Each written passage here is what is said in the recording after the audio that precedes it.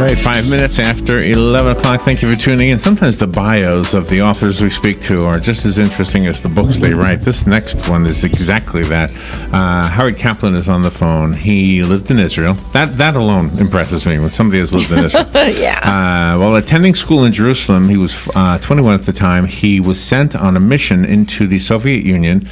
His mission was to smuggle out a manuscript on microfilm, and he was successful. I mean, that's a James Bond movie right there. Yeah. All right? Already he's done more than I've ever done. On his second trip to the Soviet Union, he was arrested in the Ukraine. How scary must that have been, huh? Yeah. Then he was released after a 4-day interrogation. 40 years ago, the Damascus cover came out, and it was a best-selling novel, a thriller. And now it's going to be made into a movie, and so we're talking about the book again. 40 years. Wow. Howard Kaplan is getting rave reviews, by the way, on what's this thing called? Amazon. 4.8 stars. Just really good reviews. Good morning, Howard Kaplan. What an honor to have you on our show. Good morning, sir. Thank you very much for having me. Lucky I wrote the book when I was young. I'm thinking. I don't know. I mean, you've done a lot in your life, it sounds like. So where are you? Where are you calling from? Los Angeles. Well, thank you for getting up early. Pleasure to be with you. So, all right, was this, it's a book that's around 40 years, finally gets made into a movie. Was it like out of the dark? Were you surprised that somebody wanted to make a movie? It was out of midnight. It was darker. It was out of darker than dark. It was a very, sometimes you get lucky in life. There was a director who wanted to do a Middle East thriller that was contemporary. A friend of his pulled my book from her shelf, and she gave it to him, and he read it. He's also in L.A. He called me.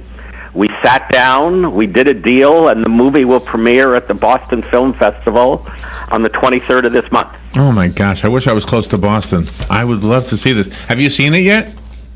I have seen it. I've seen it along the way. They asked for some suggestions, and I have seen the finished film. They've done a fabulous job. How close does the novel compare to your real experiences?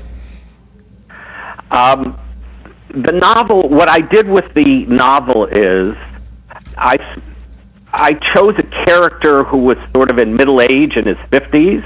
At the time, I was in my 20s. I thought that was old. And I tried to take my own experiences, having been arrested and interrogated, and transmute them to an older, sort of burnt-out person, because I felt burnt out at 22. So that's what I did. I transmuted it rather than... I thought autobiography would be a little narcissistic for a 22-year-old.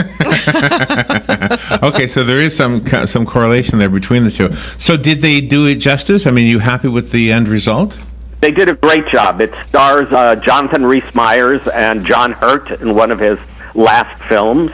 And what the director said to me often, we've become friends, is whenever he hit a wall, he wrote the screenplay also.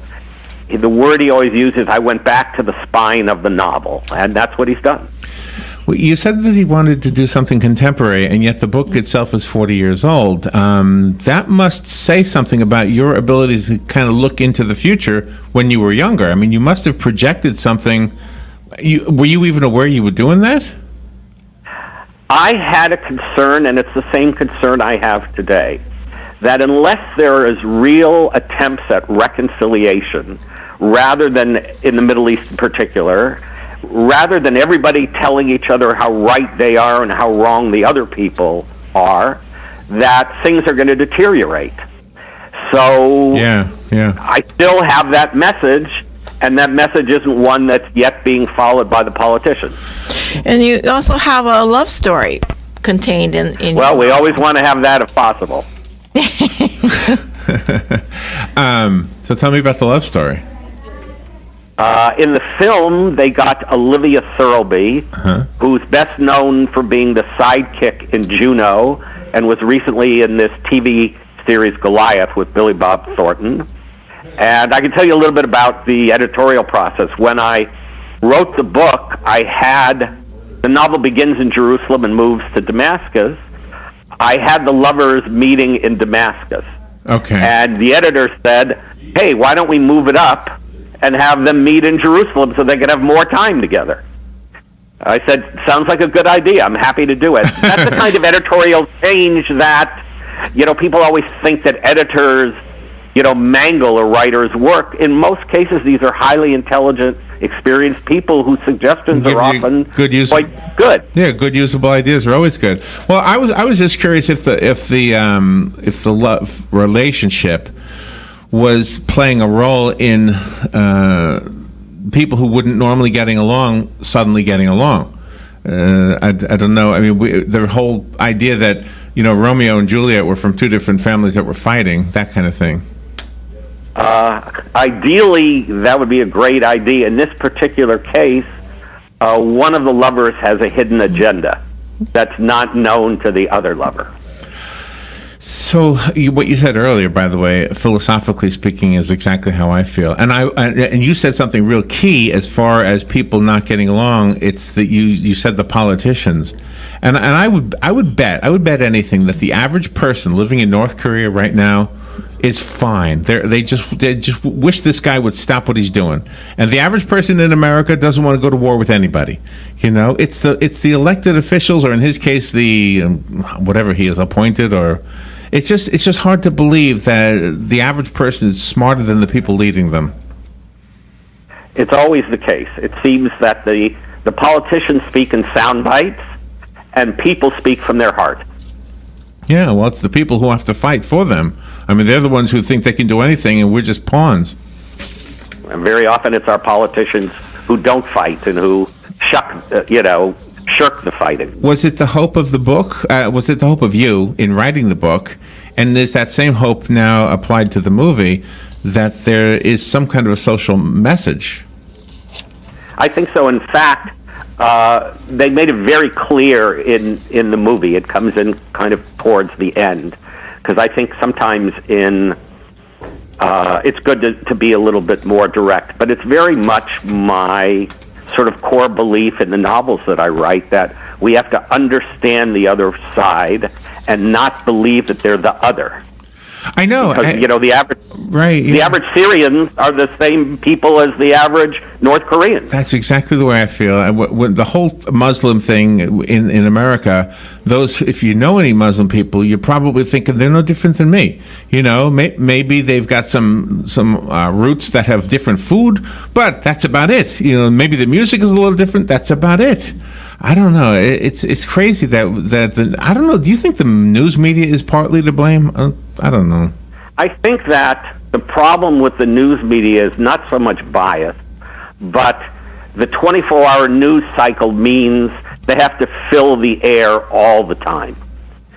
So they're just filling the air with, a great lot of nonsense stuff that's not very important. And guys who I think that's the real problem. And guys, not that they're biased, but the time that they have to spend on the air. And this is my observation as a radio guy. Guys who do what Robin and I do like to pretend they're angry, and they have 3-hour shows, and they have 5 days a week, and they're angry every hour, every second. It's like, this can't be real. This has got to be an act. You can't be pounding on a desk for 3 hours a day and actually be angry the whole time. Mm-hmm. I think it's certainly an act. What always puzzles me about these things, or one of the questions I ask, is, are they aware it's an act, or do they come to believe it by doing it, 5 days a week, 3 hours a day? Oh, good point. Yeah, that's a good question. My concern is also that the listeners who don't realize what you and I are saying kind of eat it up and become influenced and hypnotized, and it's just crazy. So that's why I like this book. That's why I like what it sounds like you're saying. Did you know this at the time, like when you were younger and you actually were arrested? Were you the same guy then that you are now, essentially? Yes, I really was. I haven't really talked a lot about this, but my mother was a Holocaust survivor. She was in Auschwitz for a year. And I had a real sense that the way you come out of surviving is to have empathy for other people, not to be enraged at what happened to you. And she wasn't so good at that, actually, but it taught me to be a little bit the opposite. Yeah. Gosh, I wish we had more time to talk. You are an interesting guy. What an honor to have you on our show, Howard. The book is called The Damascus Cover. I have a copy of it. If you want it, call me. I'll leave it on Patsy's desk for you. Otherwise, go to Amazon and look up Howard Kaplan. I'm looking forward to the movie. When will the rest of us see the movie? Probably in March. They don't have an exact date yet, but that's what they're shooting for, sort of post-Oscars, after the big blitz in that window. Nice. After the Oscars. Do you have a website you want to direct us to or anything like that? No, I'm building a website now. I don't know if it exists yet, but I do have a Facebook author page. It says Howard Kaplan Damascus Cover, which actually has some still photos from the film shoot. Oh, okay. Oh, that's exciting, Howard. Gosh, you must be kind of on cloud nine right now. Have to relive the book. Did you have to reread it to remember what was in it? In truth, yes. It didn't surprise. There wasn't anything that I didn't know, but there were a lot of things I didn't remember. Just to familiarize yourself. Yeah, I can imagine. Gosh, thank you so much, Howard, for being on the show with us today. Thank you for having me. That was good. We'll be right back. The weather is brought to you by myfwc.com. Safe boating is no accident. On this Tuesday, intervals of clouds and sun with an afternoon thunderstorm in the area, high 88 to 92. Partly cloudy Tuesday night, low 73 to 77. On Wednesday, intervals of clouds and sun with a shower and heavier thunderstorm around, mainly in the afternoon, high 88 to 92. Thursday, variable